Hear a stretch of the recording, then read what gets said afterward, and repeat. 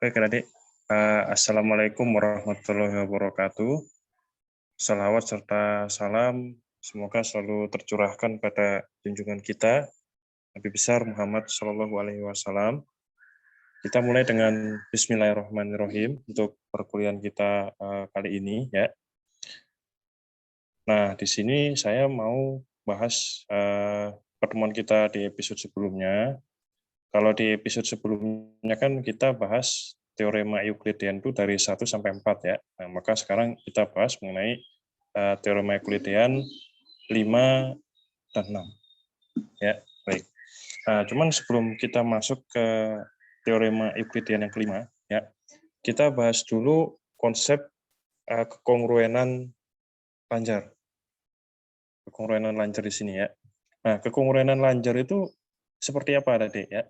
Nah, ini ada sebuah rumus, kalau adik masih ingat pertemuan di episode sebelumnya ya, tentang kekongruenan. Jadi kan kalau kita istilahkan ini ya, AX sama B itu kalau misalnya dibagi dengan modulus M, itu akan menyisakan hasil yang sama. Ya, itu kalau kita bahas kekongruenan. Atau di episode sebelumnya, ya ketika kita membahas teorema Euclidean keempat, kita juga membahas bahwa arti dari ini, ya, arti dari kekongruenan itu berarti adalah AX kalau dikurangi B, ya itu pasti habis untuk dibagi dengan M, pasti nggak ada sisanya.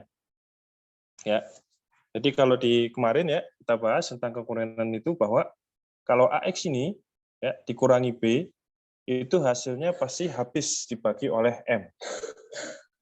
Ya itu udah kita bahas di episode sebelumnya. Kalau mau mereview lagi silahkan lihat di video episode saya yang sebelumnya ya. Baik, nah kalau udah seperti itu ada dek ya.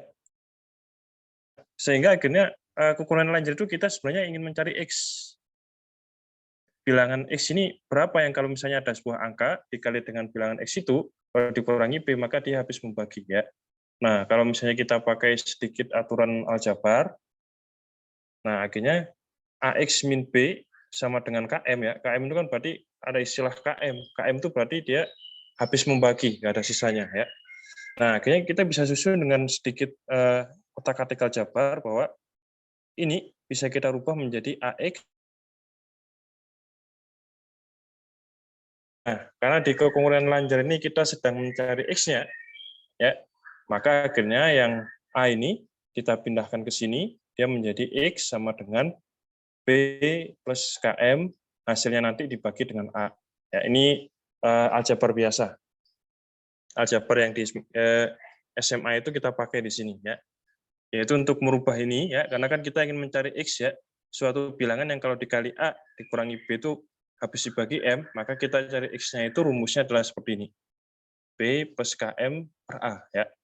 Nah, lalu setelah itu kita cobakan untuk mencari X-nya itu kita cobakan nilai K-nya. Nilai K-nya bisa 1, 2, 3, sampai ketemu X yang bilangan bulat. Karena X itu dia tidak boleh bilangan pecahan. Kalau bilangan pecahan, maka akhirnya A itu nanti akan menjadi pecahan juga. Nggak bisa ya. X itu harus bilangan bulat. Nah, ini contoh aja adik ya. Contoh. Nah, ini misalnya ada kasus seperti ini ya. Tentukan solusi dari 4X ya, kongruen dengan 3 di modulus 9 ya, dan 2X kongruen dengan 3 di modulus 4 ya. Nah, misalnya saya cari yang ini dulu. 4X ya, kongruen dengan 3 modulus 9 dengan menggunakan rumus ini ya. Aljabar ini tadi kita dapatin bahwa bentuknya bisa berubah menjadi seperti ini. X sama dengan 3 plus K kali 9 dibagi 4. Ya. Nah, sekarang kita cobakan adik.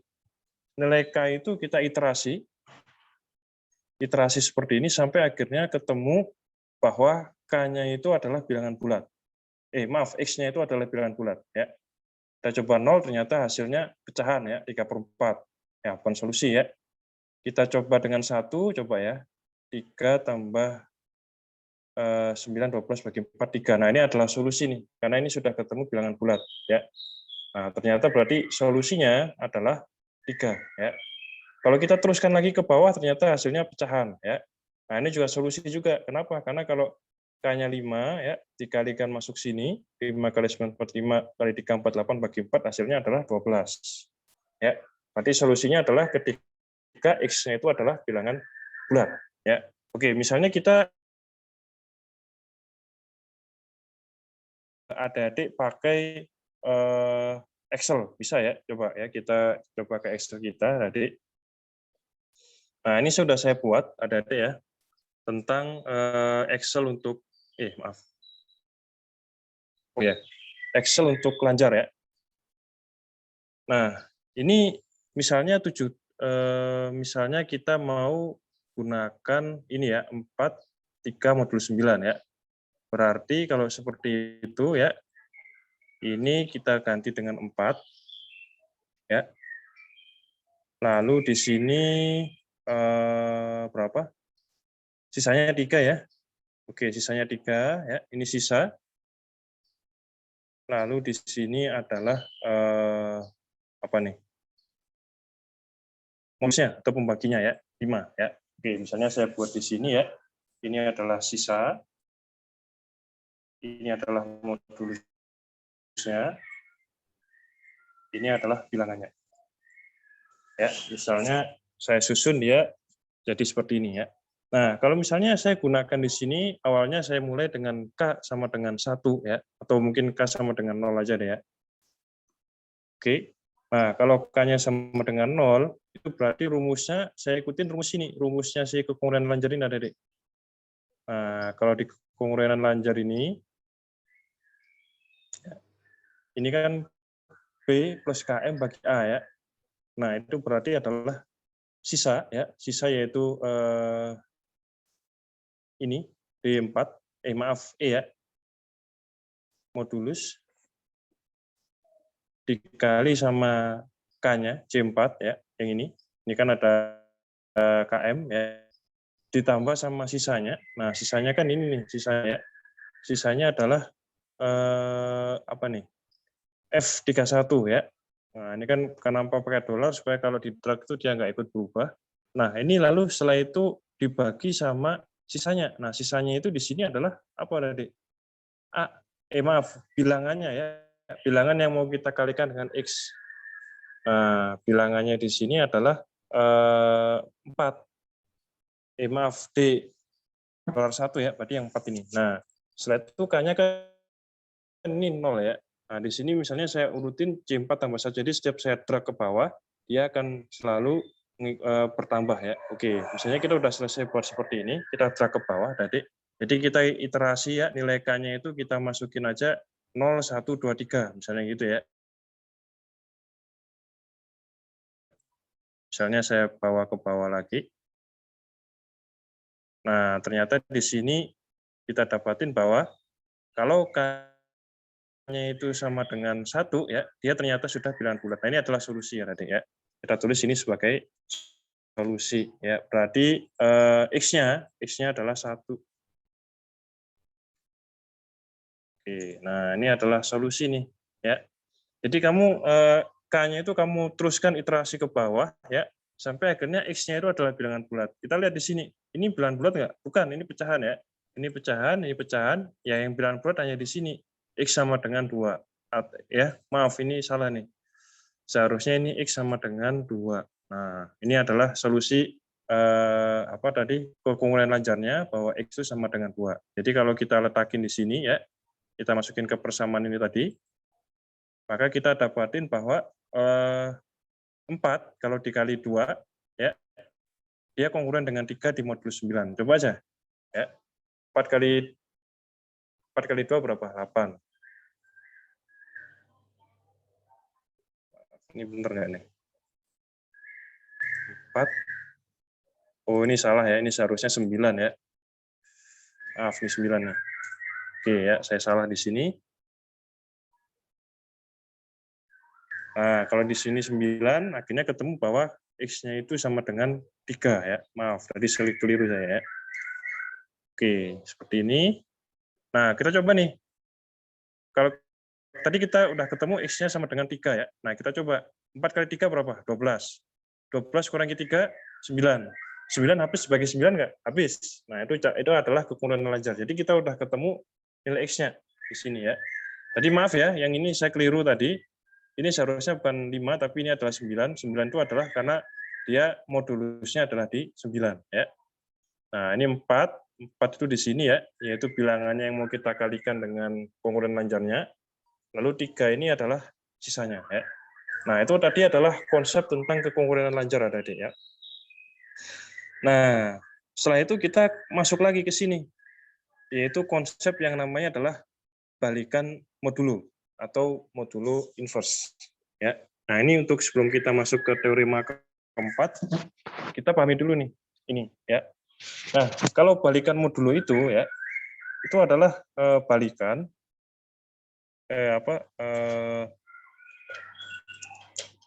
kongruen lanjar, tapi ininya harus satu, hasilnya harus satu yang ini. Nah, ya, jadi misalnya di sini ada ya, di dalam aritmatika bilangan real itu biasanya kan ada yang namanya inverse ya. Contoh, misalnya inverse dari 4 itu 1/4 ya. Nah, di dalam aritmatika modulo juga ada konsep untuk menghitung balikan modulo.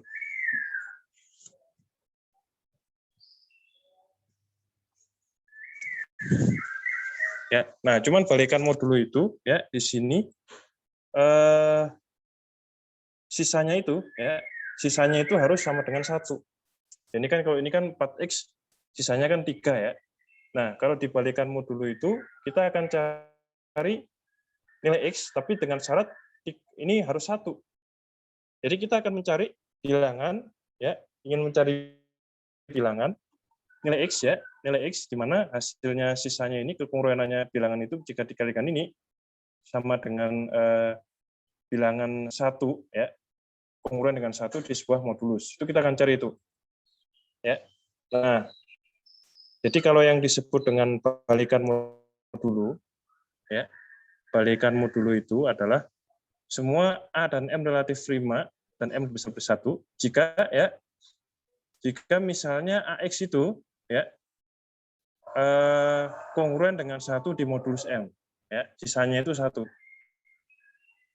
Nah, oleh karena itu di sini kita akan cari X-nya. Nah, yang disebut dengan inverse balikan itu yang mana? Inverse balikan itu yang nilai X-nya ini ada. Inverse balikannya ya. Ininya 1 modulus M. Sama kita bisa gunakan Excel untuk mencari ini ya. Tapi dengan syarat yang ini ya, bilangan yang kecilnya ini atau saya bilang sisa tadi itu adalah harus sama dengan 1. Itu kalau yang inverse balikan ya. Kita cari X tapi asalkan di sini harus 1 ya. Oke. Nah, misalnya kita coba nih, kalau ini sama dengan 1 berapa ya? Kita coba. Ada nggak ketemu?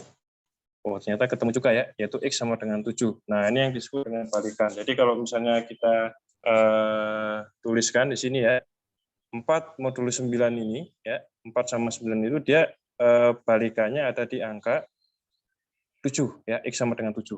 Ya.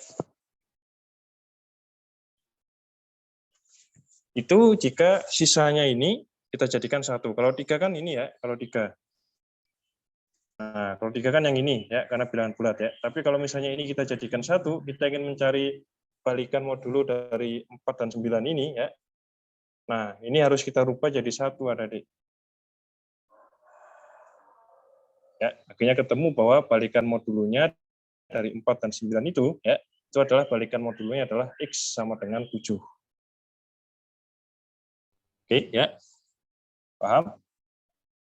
Baik. Nah, sekarang kita baru masuk ke teori yang keempat ya. Oke, saya buat lagi di sini.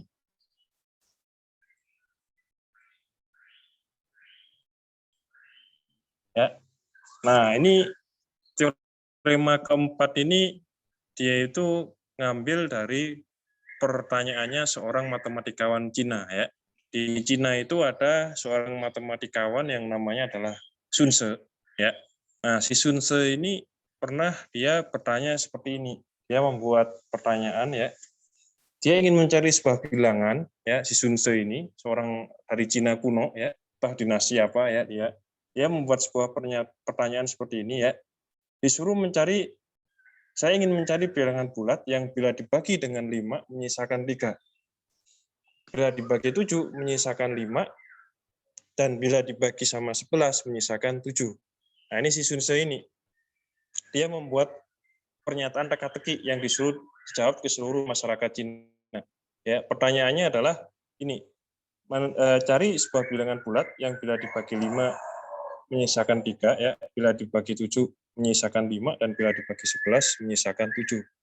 Ini yang harus teka-tekinya dijawab, ya. Nah, akhirnya oleh matematika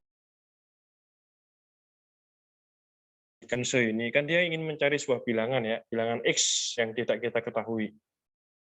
Ya, bilangan X yang tidak kita ketahui ini harus dibagi 5 menyisakan 3, dibagi 7 menyisakan 5, dan bila dibagi 11 menyisakan 7, ya. Nah, ini adalah bilangan yang sedang kita cari. Nah, kalau misalnya kita menggunakan kekongruenan lancar, ya, maka pertanyaannya si Sunse ini, dia itu bisa dibagi jadi seperti ini, adik-adik. Kalau kita notasikan kekongruenan lancar, ya, X kongruen dengan 3 modulus 11. Itu kalau kita kaitkan sama teorema yang sebelumnya, ya, teorema yang keempat. Ini teorema yang kelima nih. Nah, jadi si pertanyaan si Sunse tadi, dia bisa disusun menjadi seperti ini. Ya. X kongruen dengan 3 modulus 5, X kongruen dengan 5 modulus 7, X kongruen dengan 7 modulus 11. Ya. Nah, yang kita cari ini bilangan X-nya ini. Bilangan X yang untuk menjawab pertanyaannya si Sunse ini. Ya. Itu seperti apa? Nah, akhirnya si orang Yunani, ya, orang Yunani si Euklidian itu, dia membuat sebuah teorema untuk memecahkan teka-tekinya si Sunse ini. Ya. Nah, dia mengatakan seperti ini kalau teoremanya, ya, yang aslinya itu M1, M2, Mn, ya, itulah bilangan bulat positif sedemikian, asalkan dia adalah bilangan M1-nya itu saling relatif prima, ya. Kalau relatif prima dia nggak bisa, maka sistem kongruen lancarnya adalah seperti ini, bahwa X itu kongruen dengan AK di modulus MK. Ya. Oke, seperti ini. Nah, MK-nya itu hasilnya adalah M1 kali M. Sudah kita buat seperti ini, ya, adik. Euklidian itu untuk menjawab contoh soalnya si Sunse itu. Nah, kalau dia pakai teoremanya sendiri, ya, teorema yang kelima ini, maka dia kalikan semua modulus yang ada di sini, adik. Ini kan 5, 7, 11, ya, dia kalikan dulu. Nah, 5, 7, 11 kita kalikan dulu, ya, ketemunya adalah 385, ya. Nah, 385 itu dia buat solusi uniknya. Nah, 5, 7, 11 itu kan berarti ini 5 kali 7, 7, ya, sama dengan 5, 7, 11 itu, ya, kalau dibagi dengan 5, ya, hasilnya kan 5 kali 7, 7, ya. Kalau misalnya kita pakai yang 7-nya aja, ya, maka dia 5 kali 11 jadinya 7 kali 55, ya. Kalau kita pakai dibagi dengan 11, 385 tadi, itu sama dengan 11 kali 35, ya. Yaitu 77, 55, sama 35. 77 itu adalah untuk modulus 5, ya. Lalu yang 55 itu adalah untuk modulus 7. Lalu yang 35 itu adalah untuk modulus 11. Seperti ini, ya. Nah, setelah itu langkah keduanya adalah kita mencari balikan modulo dari setiap solusi uniknya. Ya. Nah, balikan modulunya tadi udah saya utarakan, ya. Balikan modulo itu adalah kita mencari nilai X lebih besar, ya. Maka dia akan menyisakan 1 kalau dia dibagi dengan modulus 5. Ya. Nah, misalnya kita bisa pakai ini, ya, adik, dengan cara Excel. Boleh juga, ya. Nah, misalnya seperti ini, ya. Kita pakai cara Excel, kenapa ini ketemunya 3, 6 sama 6, ya. Nah, ini misalnya saya pakai di sini, tadi bahwa bilangannya kan yang besar itu 77, ya. Oke, kita buat jadi 77 di sini. Lalu di sini saya rubah dia jadi sisanya 1, ya, karena kan ini balikan modulo, ya. Nah, ini sisanya jadi 1. Cuman di sini pembaginya adalah modulus 5, ya. Modulus 5. Oke, saya buat di sini jadi 5. Nah, sekarang kita lihat nih, di nilai K mana ya, di nilai K mana dia jadi bilangan bulat. Ini masih pecahan ya, kita telusuri nih. Ternyata masih jauh ya. Coba ini berapa sih?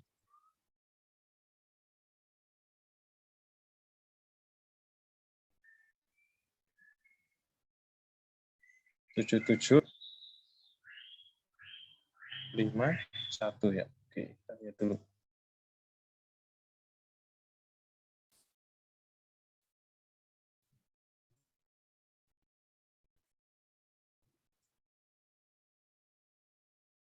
Oke, masih bilangan ya. Kita coba terus ya. Nilai X-nya kita perbesar. Masih sama ya. Kita coba lagi. Nah, ini ya. Nah, ini sudah ketemu bilangan bulat ya, yaitu di X sama dengan 3 ya. Maka kita buatkan di sini bahwa inverse balikan dari ini ya. Inverse balikan dari 77 modulus 5 menyisakan 1, maka X-nya itu adalah inverse balikannya itu adalah 3 ya, balikan modulnya 3 ya. Ini adalah balikan modulnya ya. Di sini 3 ya, X sama dengan 3. Oke, itu khusus untuk yang 77 ya. Nah, sekarang kita coba lagi ya, Adik. Yang ini sekarang 55 ya. 55 dibagi 7 menyisakan 1 ya. Nah, itu berapa kira-kira nilai X-nya? Kalau di sini kan 6 ya. Karena kalau kita lihat di sini ya, kita coba ini 55 ya. Ini 55. Terus hasilnya itu berapa? Setelah 55 itu bentar ya. 55 modulusnya 7 ya. Oke, kita coba nih. Nah, ini sudah terbentuk ya. Nah, sekarang kita lihat nih ada di mana dia sudah mulai jadi bilangan bulat. Ini masih pecahan ya. Nah, ini ya. Oke, ini berarti adalah balikan inverse-nya X sama dengan 6. Atau misalnya kalau daripada salah kaprah ini saya jadikan A deh ya. A sama dengan 6 ya. Oke, nah akhirnya di sini kita dapatin adik ya. 55 dikali 6 ininya 1. Jadinya adalah modulus, balikan modulunya adalah 6 ya. Oke, nah sekarang kita coba sekarang yang ini. Ini kenapa ketemunya bisa 6 ya? Ini kan 35 menyisakan 1 modulus 11 ya. Modulus 11. Nah, kita coba lagi di sini ya. Oke, ini berarti kita buat dia 35 ya. Ini 35 menyisakan 1 ya, tapi hasil pembagiannya di sini adalah dia dengan 11 ya. Oke, kita buat. Nah, sekarang kita lihat di sini kapan dia menjadi bilangan bulat ya. Di X berapa dia menjadi bilangan bulat. Kita buat. Nah, ini ya. Dia ternyata ketemunya bilangan bulat pertama kali di 6 ya.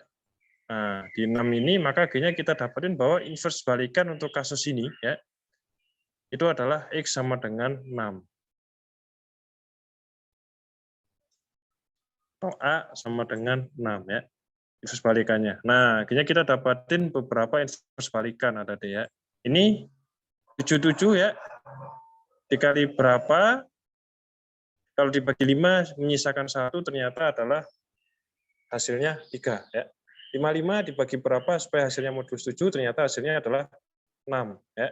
35 dibagi berapa dikali berapa ya supaya kalau dibagi 11 menyisakan 1 ternyata hasilnya adalah balikan modulusnya 6 ya. Oke, ini kita udah di tahap yang kedua ya. Jadi kita sudah menentukan inverse balikan dari setiap solusi unik ya. Solusi uniknya tadi ini ya, perkalian 77 itu adalah untuk modulus 5. Dari mana? Dari sini.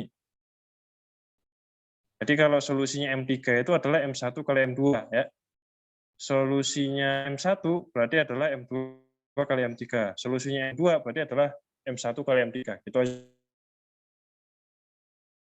Ini ya dibagi dengan modulusnya masing-masing, kita cari inverse balikannya, yaitu bilangan apa ya, kalau dikali dengan bilangan yang lebih besar, jika dibagi dengan modulusnya ini, maka dia akan menghasilkan nilai 1. Nah, itu adalah langkah yang kedua ya. Oke, kita udah mendapatkan ini semua tadi, udah mendapatkan solusi ya, solusi unik, solusi uniknya ini sama balikan modulnya. Nah, sekarang kita ke sini ya. Langkah terakhir ya. Langkah terakhirnya itu adalah mendapatkan bilangan X, yaitu bilangan yang dicari Sunse dengan cara ya sisa pembagian dikali solusi unik dikali balikan modulo solusi unik dijumlahkan ya. Oke, hasilnya seperti ini ya. Oke, saya jelasin ini ada Adik ya. Saya jelasin kenapa bisa ketemu ini ya. Oke, kita kaitkan dulu dengan yang di sini. Ya.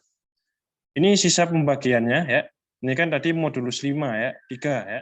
Nah, lalu di sini kita dapatin bahwa di 5 ini ya solusi uniknya adalah 77 ya. Nah, ini kan 77 nih.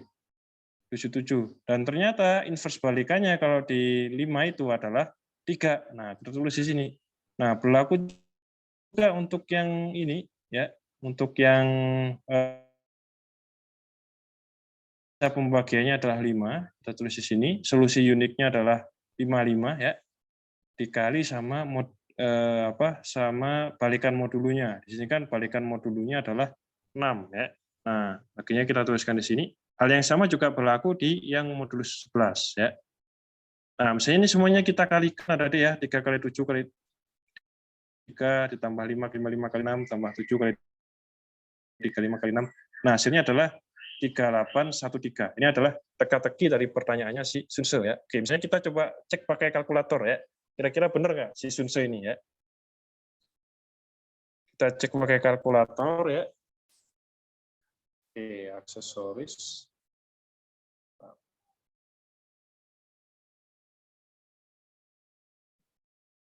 Aksesoris. Nah, ya. Coba pakai kalkulator ya.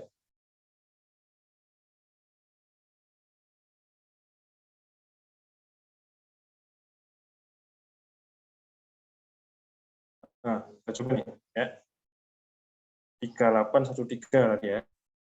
Oke, kita coba 3813 ya. Kalau dia itu dikurangi 3 ya, dikurangi 3 lalu dia dibagi sama 5 ya. Nah, ternyata harus membagi ya. Berarti untuk yang teka-tekinya si Sunse ini dia berhasil ya.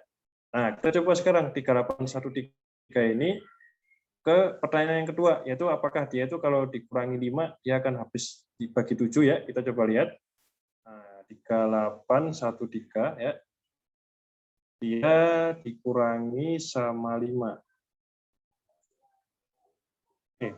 Enggak. 813. Oke ya. Nah, ini apakah dia habis bagi 7? Nah, ternyata habis juga 544 ya. Oke, itu pertanyaan kedua jawab sudah ya. Nah, sekarang kita masukkan pertanyaannya si Sunse yang ketiga ya. Si Sunse itu mengatakan bahwa kalau bilangan tersebut ya dikurangi 7 maka hasilnya menjadi modulus 11 ya. Oke, kita buka di sini 3813 ya dikurangi sama 7. Ya, apakah dia itu modulus 11 ya, kita lihat. Nah, ternyata habis juga 346. Berarti kita si Euclidean tadi ya, dia berhasil menjawab pertanyaannya teka-tekinya si Sunse tadi. Ya, hasilnya temunya adalah 3813. 3813 itu adalah bilangan yang bagi si Sunse itu bisa dibagi 7, dibagi 5 menyisakan 3 ya, dibagi 7 menyisakan 5, dibagi 11 menyisakan 7. Itu si Sunse itu yang mengatakan seperti itu ya.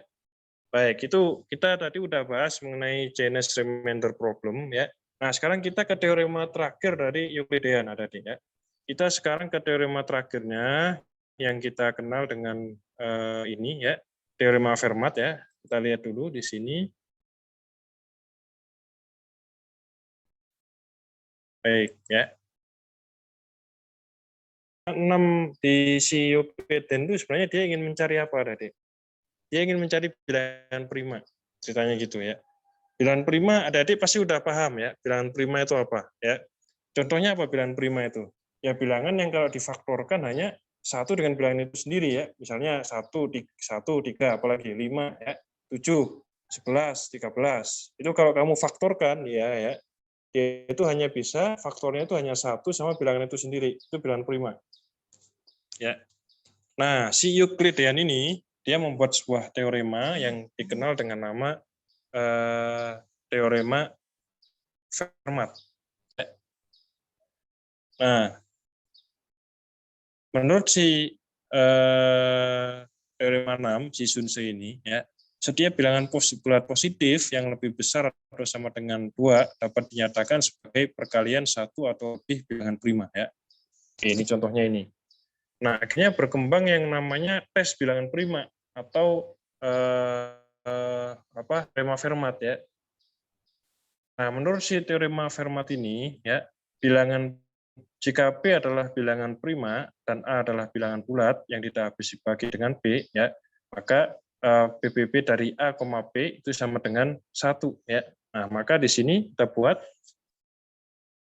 kalau dia itu adalah bilangan prima ya, maka misalnya kita buat dia jadi pangkat ya, kita pangkatkan dengan sebuah bilangan ya, kita kurangi 1 dikali A ya. Nah, dia itu kalau dikurangi 1, dia pasti habis dibagi dengan modulus bilangan prima itu ya. Ini adalah tes bilangan prima tadi. Kalau sebuah bilangan ternyata nggak memenuhi teorema Fermat ini, maka dia dipastikan bukan bilangan prima ya. Oke, saya ambil contoh di sini, misalnya saya kasih dua buah bilangan ya. Bilangan itu adalah 17 dan 21. Ya. Kita ingin mengetes nih, 17 ini bilangan prima atau enggak? Ya, 21 ini bilangan prima atau enggak ya?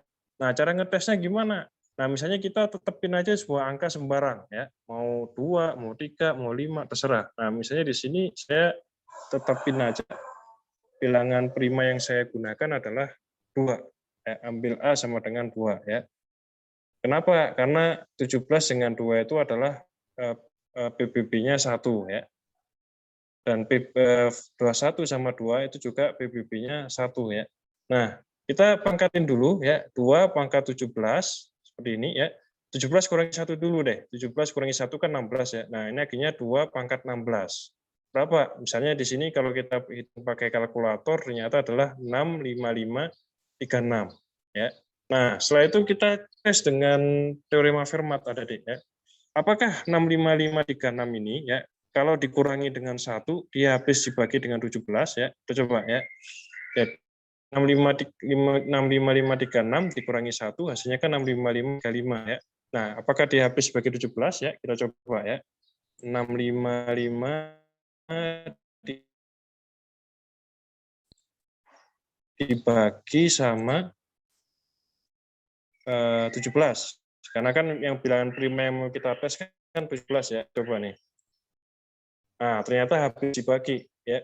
3855. Hasilnya adalah bilangan bulat pembagiannya. Nah, maka bisa karena menurut teorema Fermat ini 17 itu sesuai ya, maka dipastikan bahwa 17 itu merupakan bilangan prima ya. Nah, kita coba tes sekarang bilangan yang satunya lagi tadi, yaitu 21 ya. Nah, bilangnya sama ya, awalnya 21 ini dikurangi 1 ya, sesuai dengan rumus yang ini ya. Sesuai dengan rumus yang ini ya. Ini 21 kurangi 1 itu kan 20 ya. 2 pangkat 20 berapa? 2 pangkat 20 adalah 1.048.576 ya. Nah, setelah itu kita kurangi dengan 1 ya. Misalnya ini, misalnya saya cek di sini ya. 10.48 ya. 576 ya. Kalau dikurangi 1 berapa? 10.48575 ya. Nah, sekarang kita bagi dia dengan 21. Oh, alah. Kita lihat. Nah, ternyata hasilnya bukan bilangan bulat. Koma ya, 49932,1428. Nah, ini berarti membuktikan bahwa si apa nih? 10485 21 itu bukan bilangan prima. Kenapa? Karena kalau mengikuti tes Fermat ya, dari teorema Fermat ternyata tidak menghasilkan bilangan bulat. Hasilnya bilangan ini ada di bilangan pecahan. Ya, nah teorema Fermat itu bilangan prima kalau mengikuti aturannya teorema Fermat ini yang pakai rumus ini ya, dia harus menghasilkan bilangan bulat ya. Tapi ternyata 21 ini ya, kalau kita kurangi satu dulu, kita pangkatin hasilnya ya. Satu hasilnya kita kurangi satu ya, dibagi sama modulusnya, ternyata hasilnya di kalkulator ini dia bilangan pecahan. Dia bilangan pecahan. Nah, akhirnya 21 itu kita nyatakan dia adalah bukan bilangan prima ya. Benar nggak? Emang benar. 21 itu. 21 gimana pemfaktorannya? Bisa jadi 3 kali 7. Ya, nah itu ya. Itu adalah teorema Fermat ya. Oke. Baik ya, kita sudah membahas 6 teorema Euklidian dari 1 sampai 6. Kita bahas ya. Nah, memang ada kelemahannya ya. Kelemahan hanya teorema Fermat itu tidak semua dia bisa mengecek bilangan prima, apalagi kalau bilangan primanya itu sudah cukup besar, itu kelemahannya aja ya. Tapi kita bisa mengecek bilangan prima atau enggak itu menggunakan teorema Fermat untuk yang bilangan-bilangan kecil, misalnya apa? 3, 5, 7, 11, sampai mungkin 8, 9 itu bisa dites menggunakan teorema Fermat ini ya. Oke, nah ini tugas keaktifannya ada Dek ya. Ternyata teori bilangan ini ada kegunaannya ya, terutama di bidang kriptografi. Kriptografi itu apa? Persandian. Kamu kalau misalnya ngirim komputer dari klien ke server ya, nah supaya untuk tidak bocor informasi itu apa yang kamu lakukan? Pakai sandi ya. Nah ini persandian ini ya, kriptografi ini, enkripsi dan dekripsi ini digunakan juga di menggunakan juga ya, maksud saya menggunakan teori bilangan juga ya. Oke, ini adalah tugas keaktifan terakhirnya ya, adik-adik kumpulkan tugas keaktifan terakhirnya ini ya ke dalam bentuk PPT, kumpulkan ke Google Classroom ya. Oke, itu sekian dari video dari saya ya. Nanti kita lanjutkan dengan diskusi di WA untuk pendalaman ya. Saya tutup ya. Assalamualaikum warahmatullahi wabarakatuh. Saya mohon maaf jika selama 1 semester ini banyak kesalahan yang saya buat ya. Semoga mendapatkan ilmu yang bermanfaat. Baik.